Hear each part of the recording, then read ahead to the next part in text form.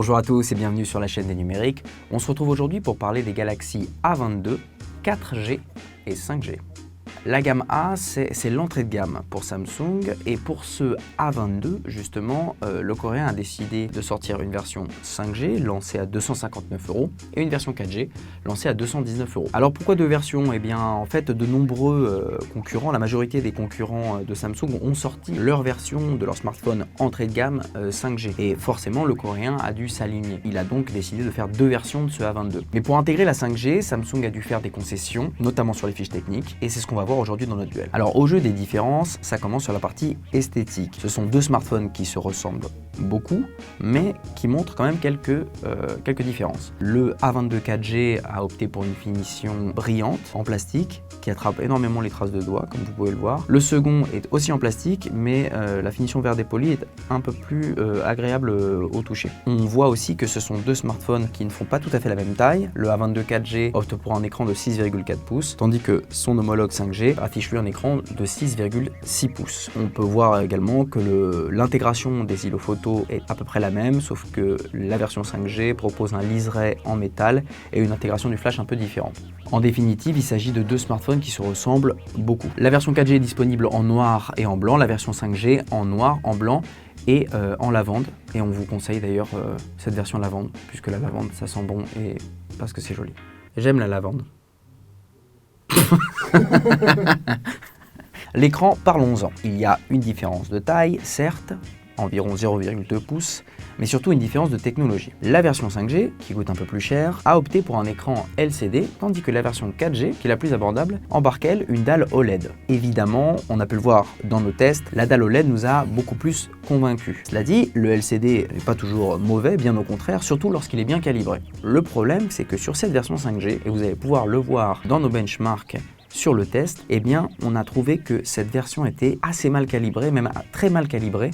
Et donc, l'écran LCD de ce A22 5G ne nous a pas vraiment convaincus. Tandis que celui de la version 4G est plus agréable à utiliser au quotidien. Pour nous, c'est une concession quand même assez importante, d'autant plus que la version 5G coûte tout de même un peu plus cher et on estime donc que la version 4G est bien meilleure sur ce point. L'intégration de la 5G se fait via la puce et donc ces deux smartphones n'ont pas la même. La version 5G est équipée d'un MediaTek Dimensity 700 tandis que la version 4G embarque elle un Helio G80. Ils sont tous les deux couplés à 4 Go de RAM dans leur version standard, mais différentes configurations existent. On peut monter à 6 et jusqu'à 8 Go de RAM pour la version 5G. En ce qui concerne le stockage, on a le droit à 64 ou 128 Go. Dans les faits, la différence n'est pas énorme. La version 5G est effectivement un peu plus performante, un peu meilleure en multitâche et en gaming, même s'il ne s'agit pas de smartphones réellement faits pour jouer. Sur nos tests de jeu, la version 4G a quelques FPS en moins, mais à l'usage, ça ne se ressent pas beaucoup. Si vous voulez un peu plus de puissance, on vous conseille tout de même de vous orienter vers la version 5G, mais vous risquez vraiment d'avoir du mal à faire la différence entre les deux. On aurait donc vraiment aimé que la version 5G propose plus de puissance, vraiment plus de puissance que la version 4G. Les deux versions tournent sous Android 11 évidemment, et la surcouche One UI 3.1. À l'usage, vous n'aurez pas vraiment de problème pour tout ce qui concerne le multitâche, même soutenu, ou pour le visionnage de vidéos. En ce qui concerne le gaming, c'est pas des smartphones qui sont faits pour jouer vraiment à Genshin Impact, et donc on vous conseille de vous reporter sur des jeux moins gourmands. On a vu que la configuration d'écran était différente, et bien c'est la même chose pour la photo. La version 5G est une nouvelle fois un peu moins bien lotie que l'homologue 4G. On retrouve un capteur principal de 48 mégapixels dans les deux versions, mais la version 4G embarque un ultra grand angle de 8 mégapixels, tandis que la version 5G, elle, se contente de 5 mégapixels. Alors dans les faits, il n'y a pas vraiment de surprise, ce ne sont pas des photophones, on peut utiliser le capteur principal, notamment dans le mode 48 mégapixels qui se débrouille mieux que le mode standard qui prend les clichés en 12 mégapixels. Mais hormis ce capteur principal qui se débrouille convenablement dans des conditions optimales de jour, eh bien on se rend compte que dès que la lumière vient à manquer, ça perd énormément en qualité. En ce qui concerne l'ultra grand angle, c'était déjà pas exceptionnel pour la version 4G en 8 mégapixels, c'est pire pour la version 5G en 5 mégapixels. On vous conseille de vous reporter sur notre test directement si vous voulez voir plus de comparaisons visuelles. Eh bien on se rend compte que cette version 5G ne propose en définitive pas quelque chose de meilleur que cette version 4G et c'est un peu décevant. Mais il y a un mais un bon mais, c'est l'autonomie. La gamme A se débrouille souvent très bien en ce qui concerne l'autonomie et CA22 ne déroge pas à la règle.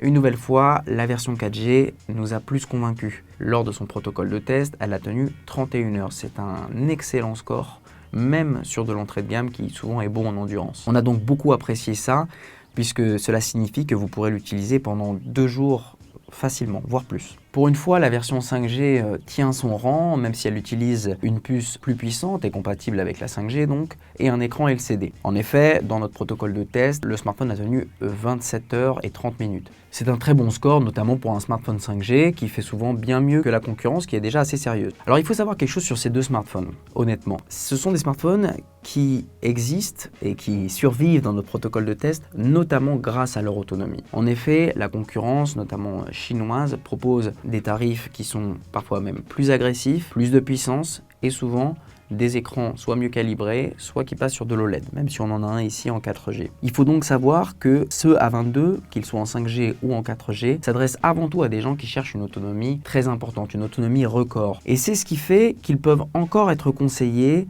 notamment sur le marché de l'entrée de gamme. Il y a énormément de gens pour qui l'autonomie est l'aspect le plus important lors de l'achat d'un smartphone. Et ça peut se comprendre. En revanche, si vous voulez une utilisation qui requiert un peu plus de puissance, pas seulement pour le jeu, mais vous préférez voir un peu plus large, on vous conseille quand même de vous diriger vers les équivalents chinois qui proposent une expérience pour nous plus équilibrée. Alors, c'est pas tout à fait les mêmes concurrents puisque ces deux smartphones ne sont pas tout à fait dans la même gamme de prix. En ce qui concerne la version A22 4G, on vous conseille plutôt de vous retourner vers un Realme 8 ou un Redmi Note 10. Alors que, en ce qui concerne la version 5G, eh bien, vous pouvez par exemple vous tourner vers le très bon OnePlus Nord N10 5G. Vous l'aurez compris, cette gamme A22 tient avant tout son rang grâce à l'autonomie. Dans les faits, on comprend pourquoi Samsung a dû proposer un smartphone comme le A22 dans une version 5G. On se rend compte que les concessions qui ont été faites sont trop importantes à notre goût, mais surtout et de façon plus pragmatique, on peut se dire qu'à budget modeste, eh bien un forfait modeste. En effet, les forfaits 5G sont actuellement encore assez chers, même si la 5G va finir par se démocratiser dans les mois et années à venir, et le choix d'un smartphone comme celui-là est le choix de gens qui peuvent facilement faire l'impasse sur ce type de connectivité. En conclusion, entre ces deux smartphones, eh bien, on choisirait la version la plus abordable, la version 4G, d'autant plus quand la version 4G propose un meilleur écran et une autonomie encore plus monstrueuse. Voilà, c'est tout pour ce test duel des Galaxy A22 4G et 5G. Si vous avez des questions, n'hésitez pas à les laisser dans les commentaires et on tâchera d'y répondre. En attendant, je vous dis à la prochaine pour un nouveau test. Ciao.